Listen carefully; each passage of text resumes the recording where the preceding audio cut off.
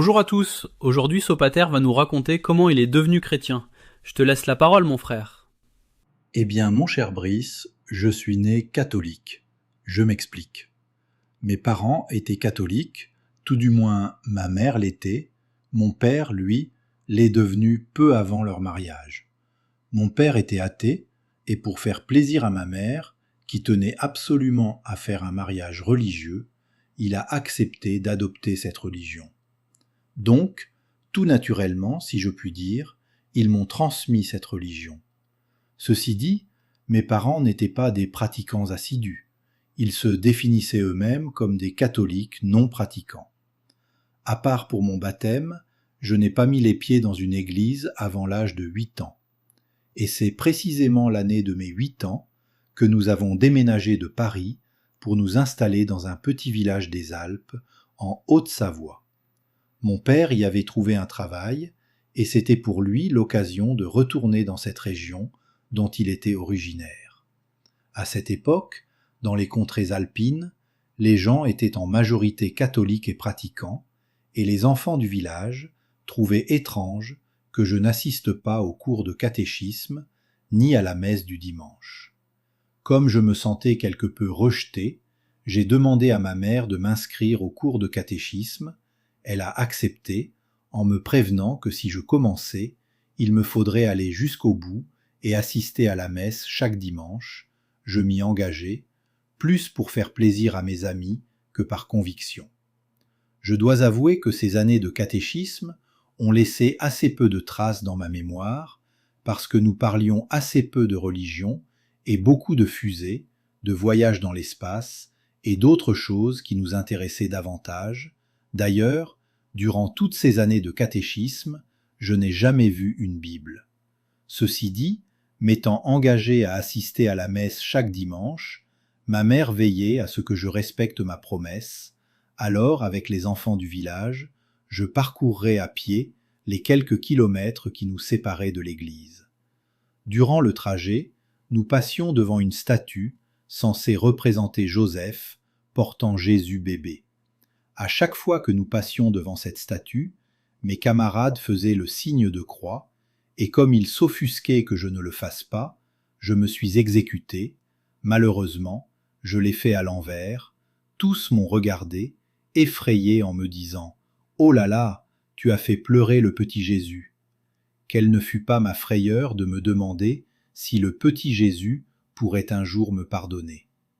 Puis les années ont passé, et j'ai été appelé pour effectuer mon service militaire. C'est là que je me liai d'amitié avec 2 soldats de mon unité. L'un était mormon et l'autre évangéliste baptiste. Étant de nature curieuse, j'alternais 1 semaine sur 2. Une semaine j'assistais au culte mormon et la semaine suivante, j'allais au culte baptiste. Chez les mormons, le culte se déroulait d'une manière calme, prière, chant d'un cantique, discours, etc. Durant les discours, la Bible était assez peu citée. En fait, les livres les plus cités étaient des livres propres aux Mormons, comme Une perle de grand prix et le Livre de Mormon. Le culte chez les baptistes était plus mouvementé. Il y avait un orchestre au complet et les morceaux de musique étaient rythmés et entraînants. Les assistants chantaient et dansaient en chœur, puis une prière était prononcée, suivie d'un discours où le pasteur parlait avec véhémence en se déplaçant d'un bout à l'autre de la scène, et le public ponctuait les paroles de l'orateur en criant « Alléluia !» et s'ensuivait la quête. Je dois préciser que, curieusement, c'est là que pour la première fois, j'entendais parler des témoins de Jéhovah. Cela semblait être le sujet de conversation favori, tant des baptistes que des mormons. Bien sûr, on me les présentait comme une secte abjecte, non chrétienne, des gens immondes et infréquentables, et le discours se terminait toujours de la même façon, surtout, ne discute jamais avec eux.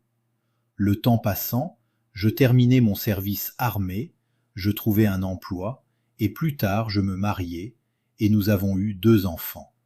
Pour s'occuper du petit dernier, ma femme quittait son emploi et restait à la maison. Un soir, je rentrais du travail, Elle me dit « Tu sais, il y a un homme et une femme qui passent de temps en temps, ils me parlent de la Bible, et on dirait que Jésus est avec eux. » Sur le coup, je me suis dit que des évangélistes étaient passés.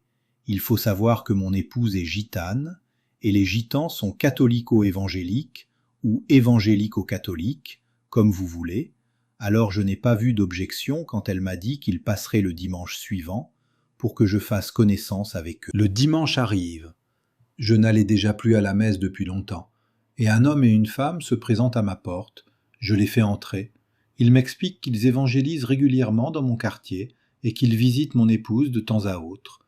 Je leur explique que j'ai déjà fréquenté une église évangélique et je leur demande à quelle église ils appartiennent.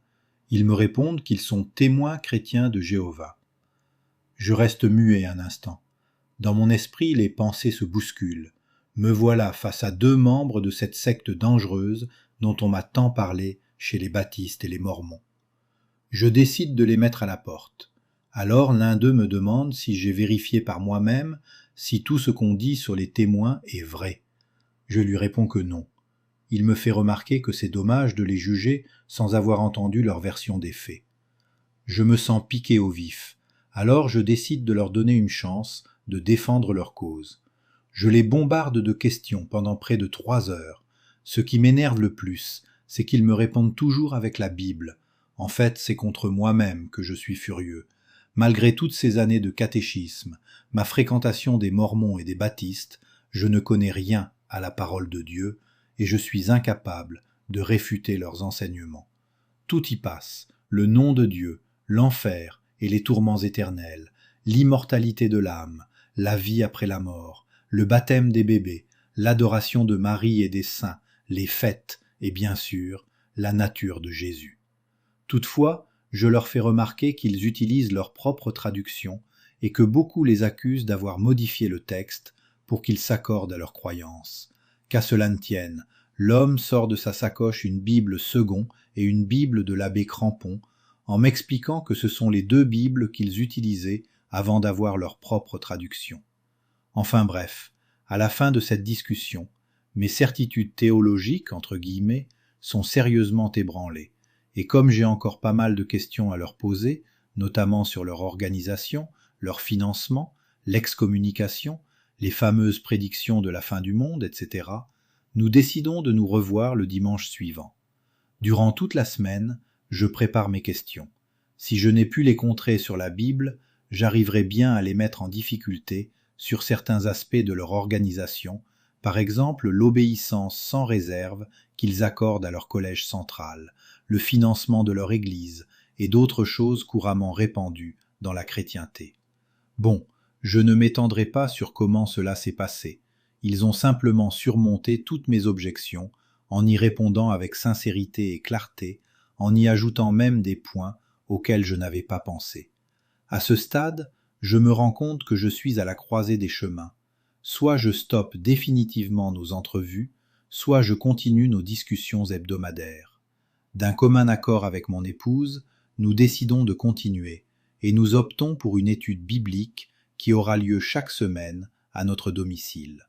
Je précise bien qu'il est hors de question que ma femme et moi devenions témoins de Jéhovah et encore moins que nous allions frapper aux portes pour parler de la Bible. Ceci étant entendu, la semaine suivante, nous entamons une étude biblique qui pour moi durera 2 ans.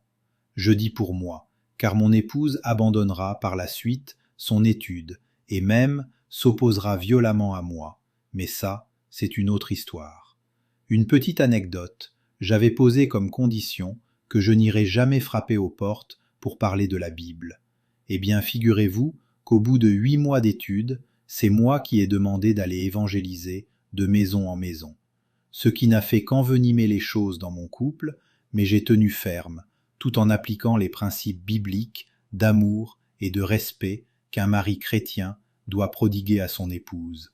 Et avec le temps, les années passant, elle a fini par accepter la situation, si bien que 40 ans plus tard, elle a repris son étude biblique et qu'elle envisage de prendre le baptême, cet été, durant notre assemblée annuelle. En attendant ce moment, elle a fait une demande pour devenir proclamatrice non baptisée, et j'ai la joie de l'avoir à mes côtés, pour aller porter la parole du Seigneur Jésus de maison en maison.